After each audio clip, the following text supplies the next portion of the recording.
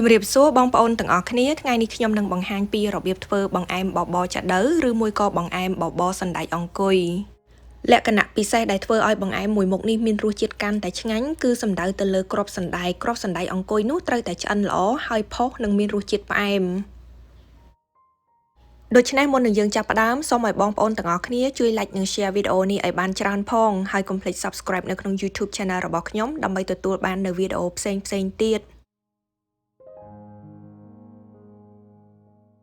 ឥឡូវនេះគឺយើងនាំគ្នាមកមើលគ្រឿងផ្សំនេះគឺជាគ្រឿងផ្សំសម្រាប់ធ្វើសណ្តែកមានដូចជាសណ្តែកអង្គុយនឹងចំនួន1ខាប់ឬមួយក៏235ក្រាមហើយយើងត្រូវយកវាទៅត្រាំទឹករយៈពេលពី2ម៉ោងទៅ4ម៉ោងអំបិលកន្លះស្លាបព្រាកាហ្វេហើយនេះគឺជាទឹកដើម្បីយកទៅស្ងោរជាមួយនឹងសណ្តែកគ្រឿងផ្សំបន្ទាប់មកទៀតគឺជាម្សៅអង្ករដំណើបនឹងកន្លះខាប់ឬក៏115ក្រាមស្ករស2ភាគ3ខាប់ឬក៏180ក្រាមទឹក4ខាប់ម្សៅឆា1ស្លាបព្រាបាយហើយនឹងខ្ទិះដូង1ខាប់ឬក៏255មីលីលីត្រ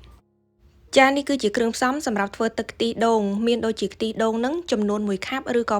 255មីលីលីត្រម្សៅឆា1ស្លាបព្រាកាហ្វេស្ករស1ស្លាបព្រាបាយ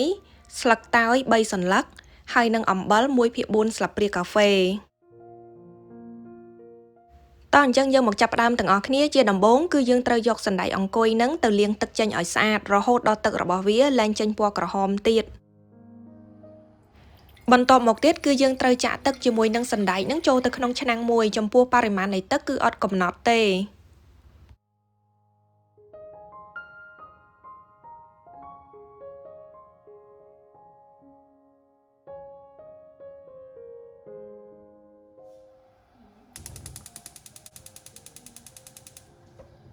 បើកភ្លើងរួចហើយគឺយើងអាចចាក់អំបិលនឹងចូលទៅតែម្ដងបន្ទាប់មកទៀតគឺយើងត្រូវឧស្សាហ៍ក្នុងការកូរសណ្តែកនោះរហូតដល់វាឆ្អិនរយៈពេលនៃការស្ងោរសណ្តែកនេះគឺ20នាទី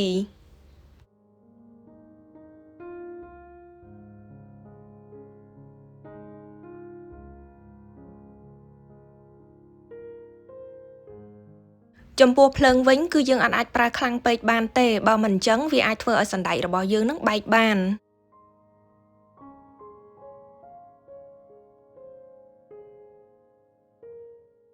នៅពេលដែលទឹកពុះហើយគឺយើងអាចបន្ថយភ្លើងបន្តិចបានបន្ទាប់មកទៀតគឺត្រូវកូរវានៅលើភ្លើងរហូតដល់សណ្តែករបស់យើងនឹងឆ្អិនបានល្អ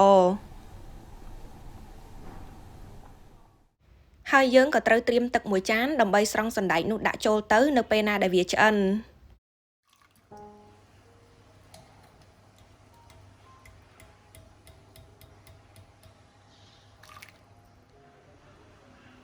ការដែលខ្ញុំយកសណ្តែកឆ្អិននេះមកដាក់ចូលទៅក្នុងទឹកនេះគឺដើម្បីលាងសម្អាតវាម្ដងទៀតព្រោះអីនៅពេលណាដែលយើងស្ងោរហើយគឺវាអាចជាប់ពណ៌ក្រហមនៅនឹងសណ្តែកដូច្នេះប្រសិនបើយើងអត់បានលាងវាម្ដងទៀតទេវាអាចធ្វើឲ្យបបររបស់យើងនឹងឡើងពណ៌ក្រហមដែរ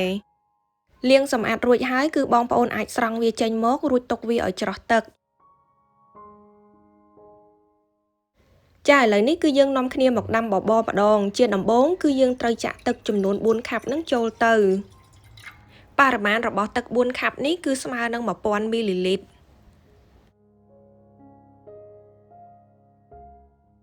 រួចហើយចាក់ខ្ទិះដូងនឹងចូលទៅបន្ទាប់មកទៀតគឺត្រូវដាំវាឲ្យពុះ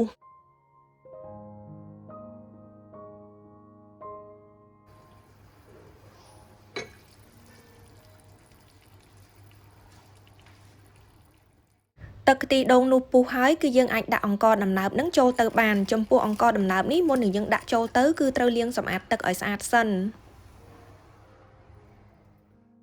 កូរអង្ករដំណើបជាមួយនឹងទឹកខ្ទិះដូងនឹងបន្តិចសិនចាំយើងចាក់ស្ករសជាមួយនឹងអំបិលចូល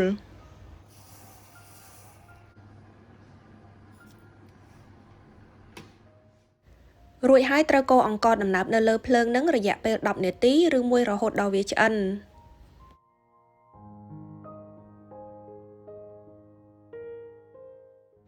ឥឡូវនេះអង្ករដំណើបរបស់យើងចាប់ផ្ដើមរីកបន្តិចហើយអញ្ចឹងនៅពេលណាដែលអង្កររបស់យើងបានរីកប៉ុណ្ណឹងគឺយើងអាចដាក់គ្រាប់សណ្តែកដែលយើងបានចម្អិនរួចនឹងចូលទៅរួចត្រូវកូរសណ្តែកជាមួយនឹងបបរនៅលើភ្លើងនឹងរយៈពេល5នាទីបន្ថែមទៀត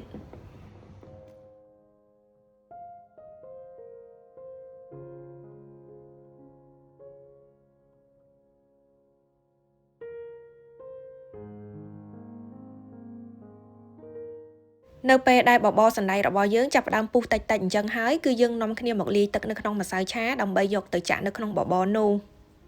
ហើយមុននឹងចាក់ចូលគឺយើងត្រូវកូរម្សៅឆាឲ្យរលាយល្អនៅក្នុងទឹកនោះសិន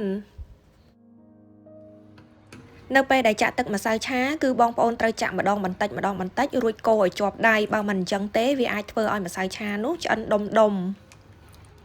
ចំពោះម្សៅឆាបងប្អូនចង់ប្រើក៏បានមិនប្រើក៏បានប្រសិនបើបងប្អូនចូលចិត្តរាវមិនចាំបាច់ប្រើវាទេ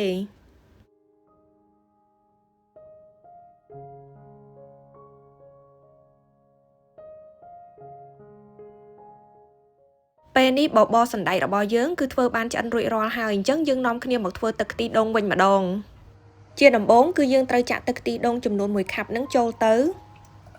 រួចត្រូវកូរខ្ទិះដូងនៅលើភ្លើងនោះបន្តិចសិនដោយសារតែខ្ទិះដូងរបស់ខ្ញុំបានដាក់កន្លែងកកមូលហេតុនឹងហើយបានជាវាចេញដុំរួចហើយគឺយើងត្រូវដាក់ស្លឹកតើយនឹងចូលទៅ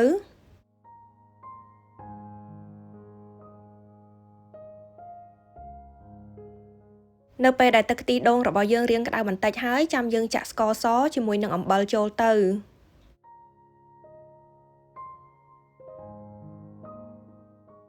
បន្ទាប់មកគឺត្រូវកូរស្ករសជាមួយនឹងអំបិលនឹងឲ្យវារលាយល្អនៅក្នុងទឹកខ្ទិះដូងនោះ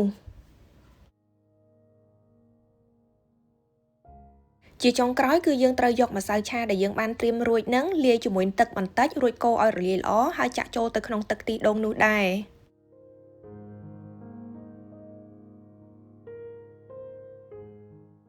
ចាក់ទឹកម្សៅឆារួចហើយគឺយើងត្រូវបន្តកូរវានៅលើភ្លើងនឹងរហូតដល់វាពុះវាជាការស្រេច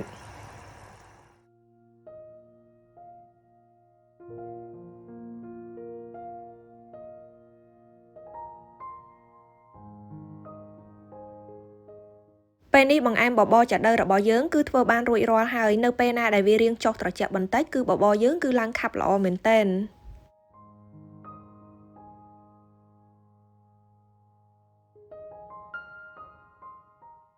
ចាវិធីធ្វើបង្អែមបបរចាដូវឬមួយក៏បង្អែមបបរសណ្តែកអង្គុយនឹងគឺមានតែប៉ុណ្្នឹងឯងអញ្ចឹងក៏សូមអរគុណច្រើនចំពោះការទស្សនាវីដេអូមួយនេះហើយប្រសិនបើបងប្អូនមានយោបល់អ្វីគឺអាចខមមិននៅខាងក្រោមវីដេអូបានហើយចាំជួបគ្នានៅក្នុងវីដេអូបន្តទៀតអរគុណច្រើនជម្រាបលា